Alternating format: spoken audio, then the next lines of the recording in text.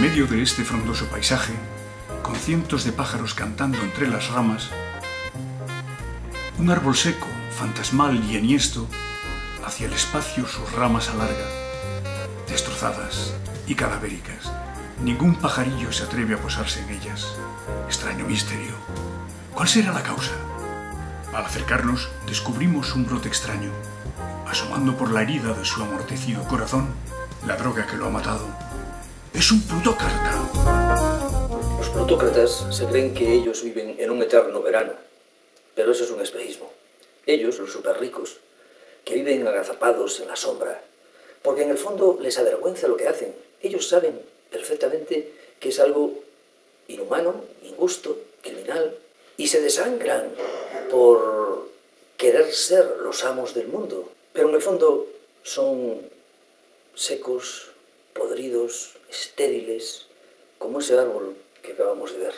Sobre ellos y sus secuaces, sobre las armas de terrorismo financiero que utilizan, vamos a hablar en este capítulo crudo e invernal que a nosotros nos toca.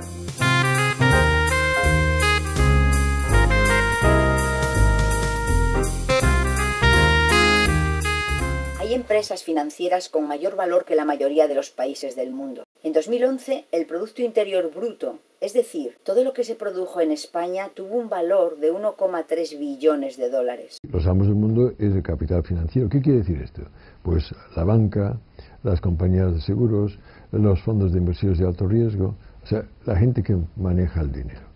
Son instituciones con personas que las dirigen con nombre propio y que se puede decir, esta es la persona o personas que nos están amargando la vida.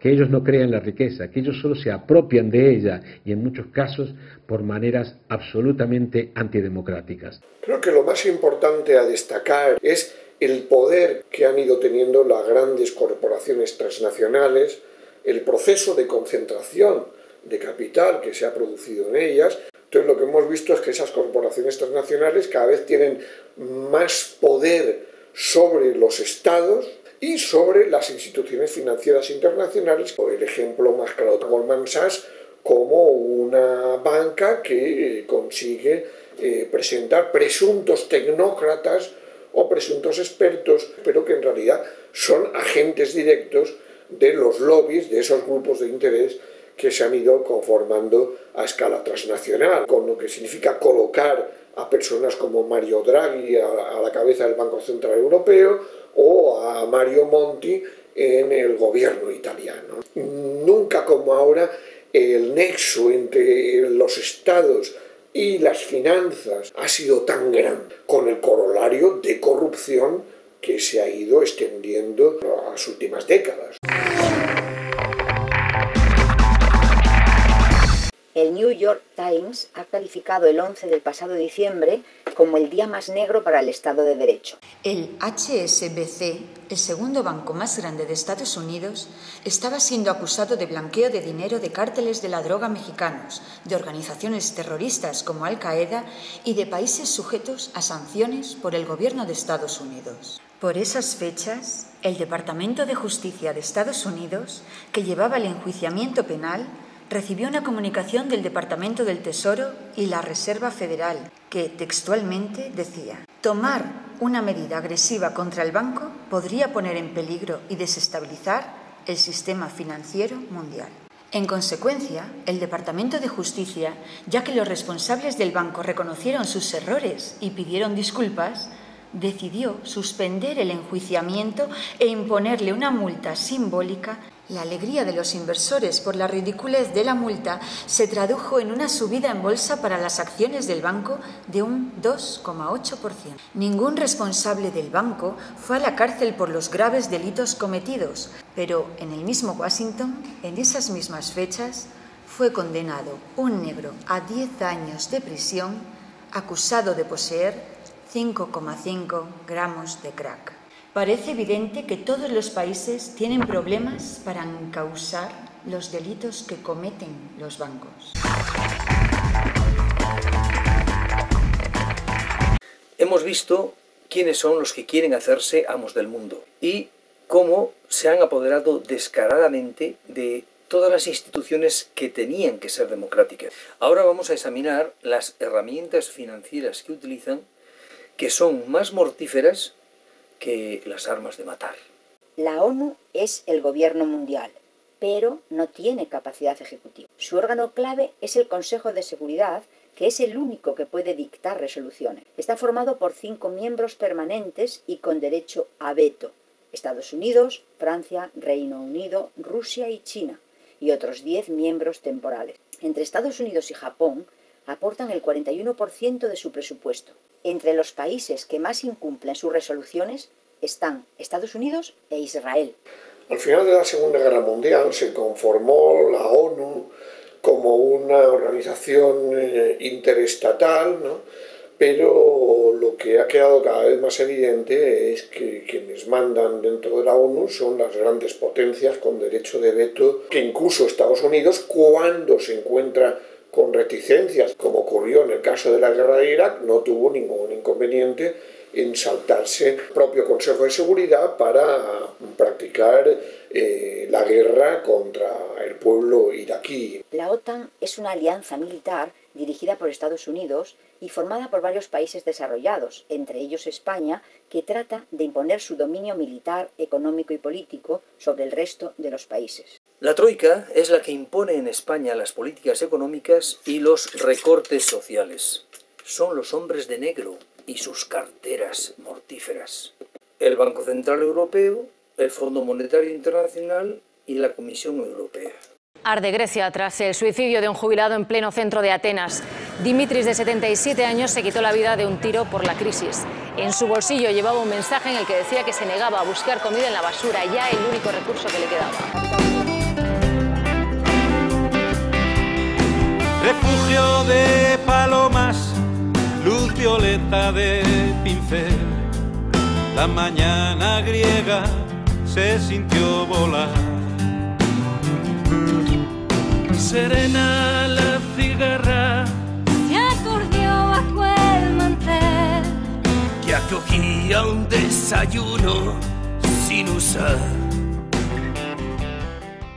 El Fondo Monetario Internacional nació al final de la Segunda Guerra Mundial en Estados Unidos y concede ayudas económicas a países con problemas a cambio de grandes recortes sociales, lo que ha causado la ruina de muchos de ellos. Los últimos presidentes han sido Rodrigo Rato, encausado por el caso Bankia, y Dominique Strauss-Kahn, que tuvo que dimitir acusado de violar a una camarera y ahora está encausado por proxenetismo. La Comisión Europea es el gobierno de la Unión Europea. Está formado por 27 miembros en representación de cada país, pero no elegidos para ese cargo por sus poblaciones. El presidente de la Comisión es José Manuel Durão Barroso y el representante de España, Joaquín Almunia. ¿Alguno de ustedes les ha elegido? La higuera vio la fuente y brotó luz de la miel. Son las 7 y los dioses ya no están. Dimitris es agudo, un anciano de papel, una voz que clama al mundo sin gritar. Cuando el Banco Central Europeo, que no es un banco central, es un lobby de la banca, presta dinero a la banca privada a unos intereses del 1%, y con estos intereses del 1% la banca compra deuda pública a unos intereses de 6 o 7%, en el caso España o Italia, es el negocio del año. Si en lugar de ese sistema que se ha diseñado precisamente para beneficiar a la banca a costa de los estados, si tuviéramos un Banco Central Europeo, que fuera un Banco Central, y que por lo tanto imprimiera dinero, pero se lo prestaría al Estado, a unos intereses del 1%, ¿usted sabe cuál sería la deuda pública de España?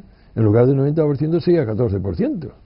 El presidente del Banco Central Europeo, Mario Draghi, era vicepresidente para Europa de Goldman Sachs cuando este banco ayudó al gobierno derechista de Grecia a maquillar sus balances, lo que dio origen a la crisis griega. A veces el destino nos empuja hacia el final, rompiendo las señales de aparcar. Contigo no es un ruido, es como una catedral que se de cristal. Estas agencias de calificación se dan cuenta de que es mucho mejor situarse del lado de los que emiten los títulos, les cobran unas suculentas cantidades y evaluar muy por encima de la realidad esos títulos, acciones, bonos, hipotecas, etcétera, que se van a colocar en el mercado. Esto es muy importante porque han generado la ruina de millones de personas. El gobierno español paga religiosamente y de manera anual a estas tres agencias del orden de $500.000 de euros anual para que estos señores hagan una calificación de la deuda pública que coloca en bolsa. El proceso de construcción europea ha estado desde el principio asociado a los grandes intereses del capitalismo europeo. Y claro, y lo que vemos es que en el propio Parlamento Europeo, en Bruselas, en Estrasburgo, se van estableciendo un número creciente de lobbies que muchas veces dictan las directivas que tiene que aprobar la Comisión Europea. Y bueno, pues eso ha llevado a que realmente ni siquiera el Parlamento Europeo haya sido capaz de contrarrestar, dadas sus limitadas competencias, ese poder creciente de los lobbies. Con lo cual estamos viendo pues, que hay una deslegitimación de los gobiernos, de los estados que están aplicando esas políticas de austeridad en un contexto cada vez más autoritario y cada vez más antidemocrático dentro de la Unión Europea. Estamos examinando las armas letales del terrorismo financiero, aquellas que sin necesidad de una guerra convencional producen los mismos efectos. La falta de democracia en la ONU y en la Unión Europea, la OTAN como brazo armado de los países cuando quieren defender sus intereses, la Troika, las agencias de calificación, los lobbies que imponen en los países europeos las políticas que dictan las mafias financieras y los paraísos fiscales. El 80% aproximadamente de las grandes empresas españolas esconden su dinero en los paraísos fiscales para no pagar impuestos. Todo ello quiere convertir al ciudadano común en un ser en peligro real. Bernard Lawrence Madoff, presidente de un importante fondo de inversión estadounidense, ha sido condenado a 150 años de prisión, acusado de un fraude de $50.000 millones a sus inversores. Una de las mayores estafas de la historia. Nacido en 1938 y de ascendencia judía, era el presidente de una firma de inversión de las más importantes de Wall Street y estaba acusado de fraude de valores, asesor de inversiones fraudulentas, fraude postal, fraude electrónico, lavado de dinero, falso testimonio, perjurio, fraude a la seguridad social y robo de un plan de beneficios para empleados. Con fama de filántropo, no solo engañó a entidades bancarias y a grupos inversores. También fueron víctimas de su estafa algunas fundaciones y organizaciones caritativas, principalmente de la comunidad judía de Estados Unidos, de la que Madoff era un miembro destacado. Y el 11 de diciembre de 2010 se encontró muerto a su hijo mayor, Mark Madoff, de 46 años, colgado con una correa de perro de una tubería del techo.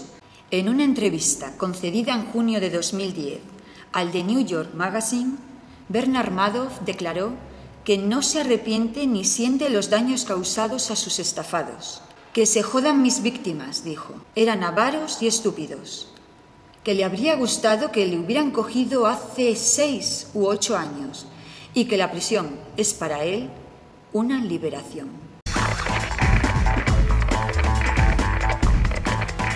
Bueno, ya hemos visto cómo esto es mucho peor que la ley de la selva. Cómo el capitalismo salvaje fomenta toda clase de delitos, no solo financieros, y en el próximo capítulo veremos cómo también ejerce un terrorismo social. Tenemos que decir claramente que los recortes no son imprescindibles, que hay por lo menos 2 formas de conseguir el dinero que se necesita. La primera, recortando los derechos de la mayoría de la población, la más sencilla. La segunda, un poco más valiente, sería ir subiendo los impuestos de las grandes fortunas, de las grandes empresas. De eso hablaremos en el siguiente capítulo.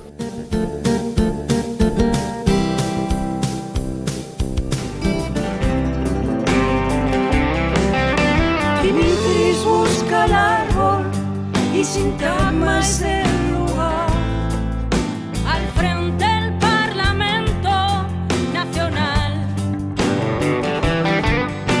Empuña una pistola en un gesto tan vulgar que no llama la atención del personal.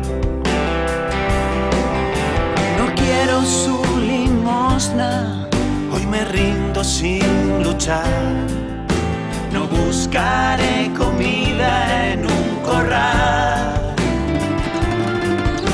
Los cielos se cerraron y la tierra fue a llorar. Era vil en cada punto cardinal.